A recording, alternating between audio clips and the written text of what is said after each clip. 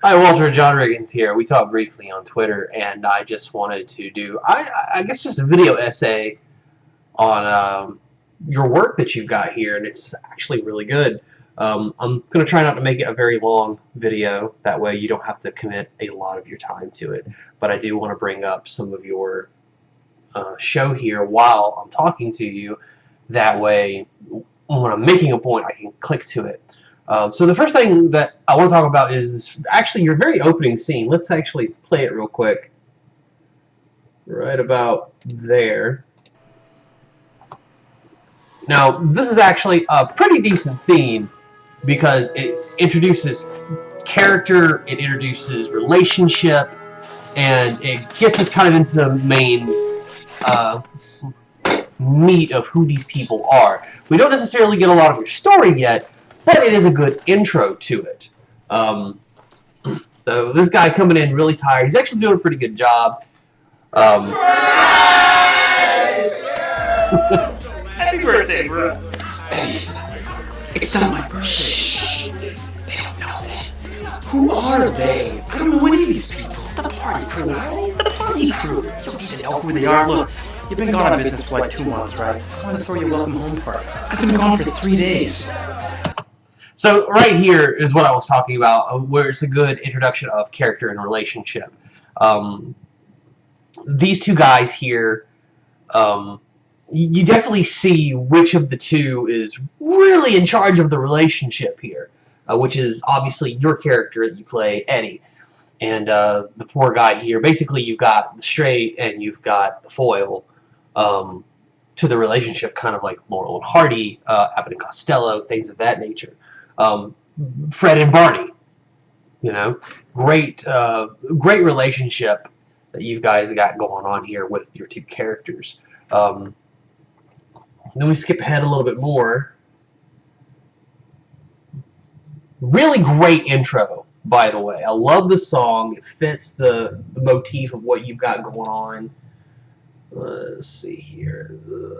So this is going to be kind of like my first nitpick a little bit.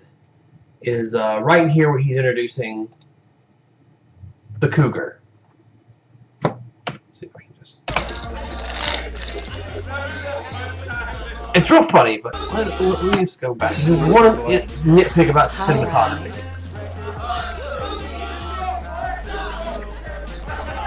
Right there. Now, this is not bad. This is not a bad shot. It's moving a little bit too much. But it's not a bad shot. You kind of get this in-your-face feeling, this kind of uncomfortable closeness, which is good. But the only nitpick about it is your angle that you've got going on here. I feel like if you had gotten it right up on her face, like if she was looking at the camera and the camera was pointed up, that gives us this idea of looming, this idea of she's encroaching upon the space a little bit better. As of right now, she's very much out of the frame, and it creates a very weak shot. That's the only problem, which is then followed by this shot, which is a good shot of her just literally pushing her hand into his face. So this is a pretty good shot there, and it's not bad. I would avoid window shots like that if possible, because there is a potential for someone to see like a mess up a camera, something of that nature. Just being mindful of your surroundings. That would be like my only little nitpick. But what I really like, let's skip ahead a little bit more. That was actually a really funny exchange. But then you meet these two characters. I'm so sorry here. Yes. And this is their first interaction. Very awkward. Do you want me to go? Very good character building. No, it's fine. I got it. You think I never had beer spilled on you before? I'm very sorry. Hi, Mr. Sorry. I'm MJ. I like that nice Spider-Man reference. Moral comics fan myself, if you probably. Well, maybe we should start talking about a dry cleaning bill. Happy birthday, by the way. Oh, thanks, but it's not actually my birthday. Then what am I doing here? Now, see, this is really good. Right there. I really, really like this scene, and I'm going to tell you why. I have a couple of notes about it, but I really like this scene because he's the only one really interacting with her. And I'm beginning to wonder if maybe she's part of his subconscious, if maybe she's not actually there. I mean, you see her talking to somebody in the background, but you don't necessarily see that person talking back to her. Actually, let me double check that.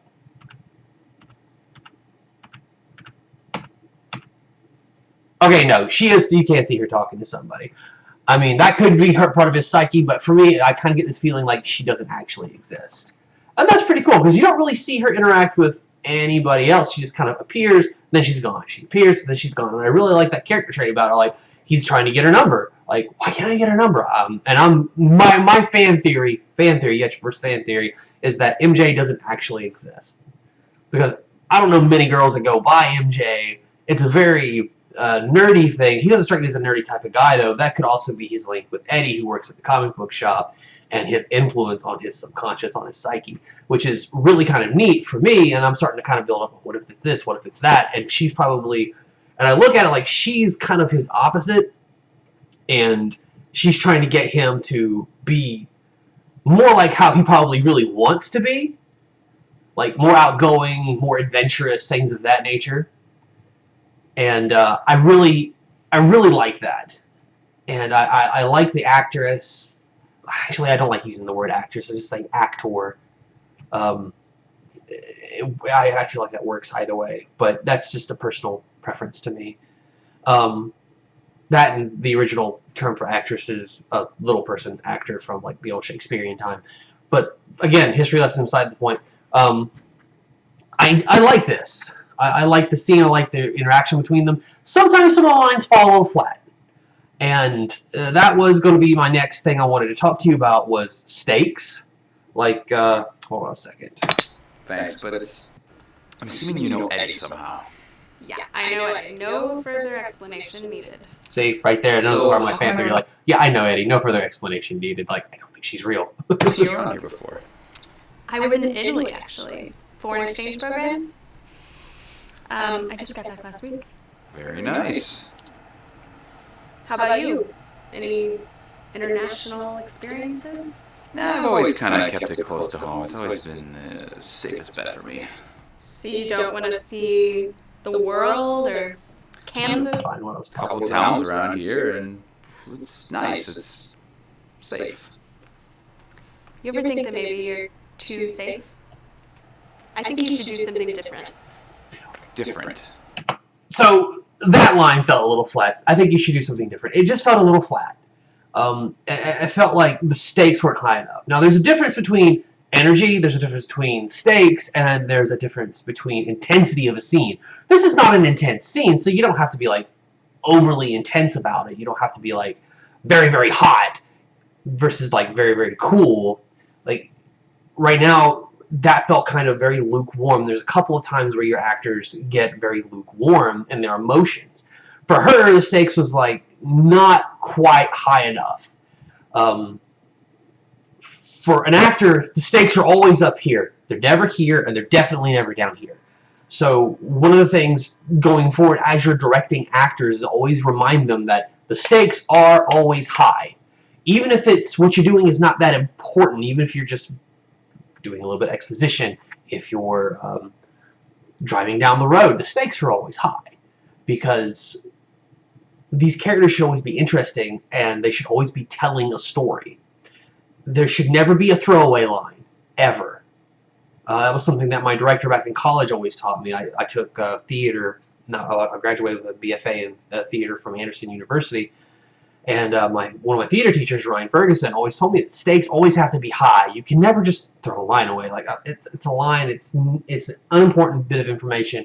Everything an actor says is a communication of the story that you are trying to tell. So the stakes must always be high. So when she says, you know, you should travel abroad or you should go to Italy, what was her line? Too safe? I think you should do something different. I think you should do something different.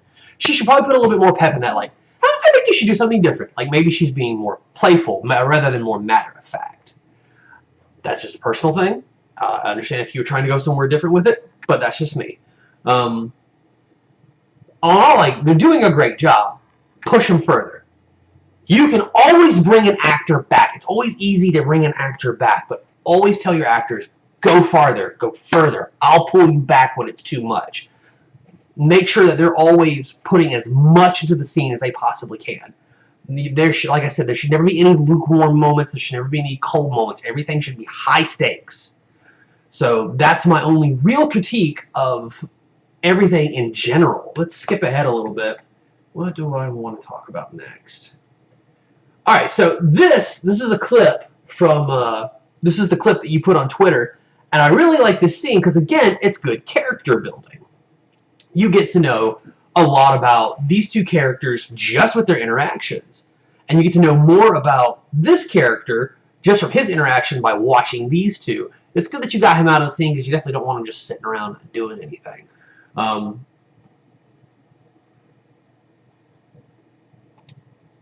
He's really good. You're really good, obviously, too.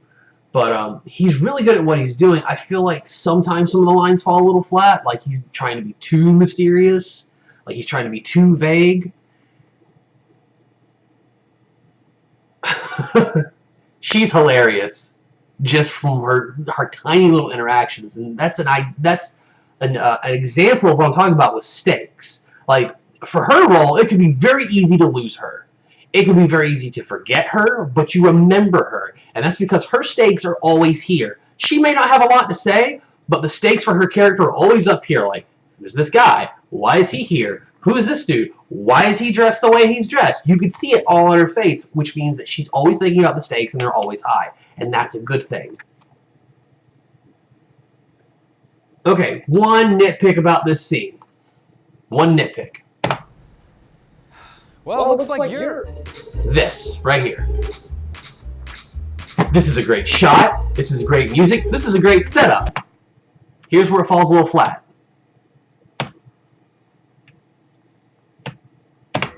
Boys! He sees him.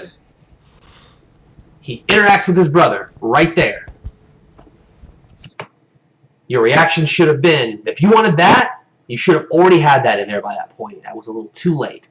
That is the only problem I have with that scene. You had this big reaction, but he's already seen him. He knows he's dressed like that. He just kind of ignores it and then comes back to it. That's the only, what I would say would be bad. I really don't like using the word bad. I think that both are really good because you could lead into that hug like, hey, come on, bring it in. Like, whatever, you're my brother, I love you, I'll hug it out. Even though you're dressed like a 1970s Bee Gee, that's fine. You're dressed up like one of the Bee Gees. It's not a bad scene. You just got a little bit of that action a little mixed up there. That's the only thing. Oh, let's see. And then this next interaction. This is also good. Things got pretty hectic after you fell. I never had a chance to leave it. Good excuse. I'm assuming you want it? Yes, please.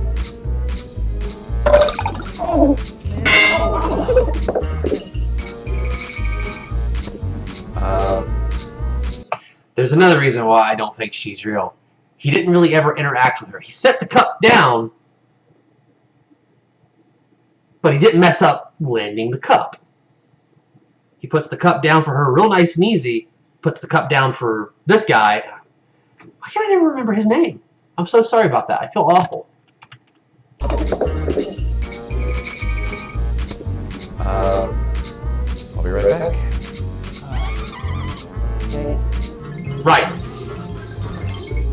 I have a friend named Riley at work. I should know this. Okay. Hold on a second. You never see him react, but she reacts to him. Another reason why I still think that she's in Riley's head. But then he comes back and he says, like, she smacked me in the face. Does he actually mention MJ's name? That might be where I'm wrong.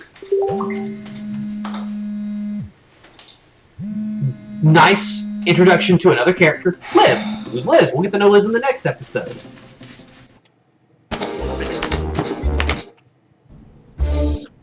Oh, get a move on her. Why would... Try to work my way up. What's going on? For the job, I'm gonna start off as a waiter and work my way up. Well, that's great. Where's MJ? Tried making a move on her. She slapped me and left. You tried to Okay, and that's the one thing that blows my theory out of the water, is because he actually did react to the name MJ, and that's the only thing that blew my mind out of the water. That blew my theory out of the water just now, and I feel bad about that. But I'm like, oh, I think that's it. I think that's what's actually going on, or maybe he just imagines him talking to him about it. But that's just me. Anyway, so like I said, you've got a pretty good show here. This little interaction here with the grandmother and the mom, that's cute. You know, that's funny. Maybe you could explore even more with it. I really feel like she feels the grandmother is almost too young to be acting that old. That would be my only complaint. But all in all, you've got great character development. You've got a great story. Everything's very linear and straightforward. You don't have any kind of pointless MacGuffins out on the side. And it's a real good, straightforward story. And you've got strong, solid acting, directing skills, cinematography. Just pretty much all in all, you've got a great show here, and I can't wait to see what you're going to do with it. We'll talk more about episode 2 maybe later at another time, but mostly it's just because, like, everything in episode 2 would still relate to episode 1 as far as critique goes. So keep doing what you're doing. I'd love to see what you do in the future. And yeah, man, I hope this reaction video helped you out. And hope to hear from you soon. Bye, buddy.